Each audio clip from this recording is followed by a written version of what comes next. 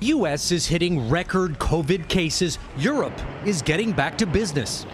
Despite a few targeted closures in hotspots, Europe appears to be over its first wave. The United States clearly is not. The numbers tell the story. This graph shows how Europe and the U.S. both faced an initial surge in coronavirus cases. But then Europe crushed the curve to where it's now well below the U.S. and stable, while the U.S. vacillated, lost time, and eventually flattened the curve, only to see cases skyrocket in June. But why? While each country in Europe had slightly different experiences, generally, Europe stuck to a script.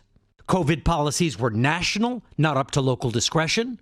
The science was never politicized. Mask wearing was widely accepted, not seen as an affront.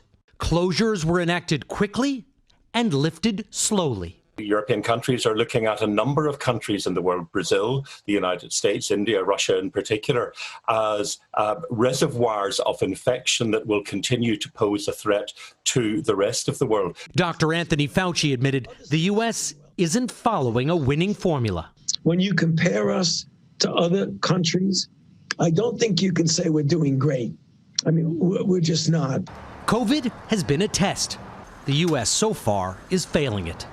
Without mentioning any country in particular, Germany's Angela Merkel this week said the pandemic can't be fought with lies and disinformation, hatred, or agitation.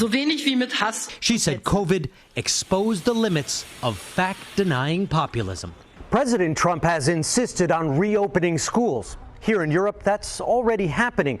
But most countries waited until they'd flattened the curve before bringing students back. Hey, NBC News fans, thanks for checking out our YouTube channel. Subscribe by clicking on that button down here and click on any of the videos over here to watch the latest interviews, show highlights, and digital exclusives.